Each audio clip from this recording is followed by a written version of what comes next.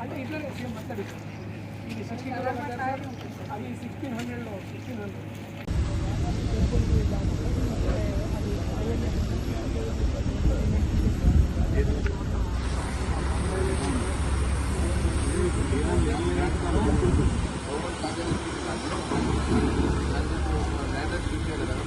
అదే సార్ వాళ్ళని చెప్తున్నారు ల్యాండ్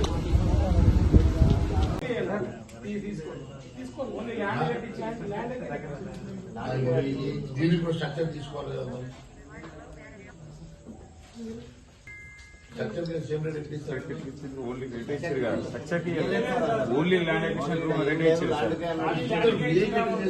ఎట్లా జరిగింది అప్పుడు ఇంత వెయిట్ చేస్తే ఎట్లా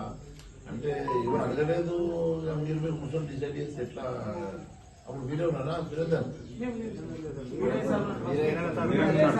మీరే చెప్పలేదా మరి ఏం జీవో జీవో ఏముంటుంది అట్లంటే జీవో అసలు జీవో ఇంకోటి ఉన్నది కేంద్రంలో తీసిన జీవో ఉన్నది 300 ఇవ్వాలని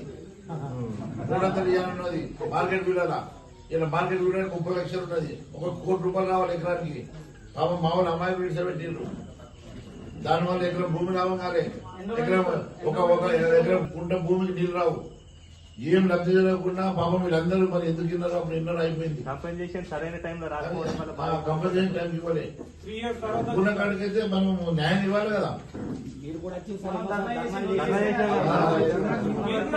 కంపెన్సేషన్ ఇవ్వకుండా నేను వచ్చి ధర్నా చేసినాను అలాగే 12 ఎకరాలు పోతే మొన్న కొంటే 6 ఎకరాల ల్యాండ్ వచ్చింది సార్ 12 ఎకరాలకు ఫస్ట్ పెద్ద పెద్ద వాళ్ళందరూ డబ్బులు తీసేసుకున్నారు సార్ తీసేసుకున్న తర్వాత వాళ్ళకి అమౌంట్ వచ్చింది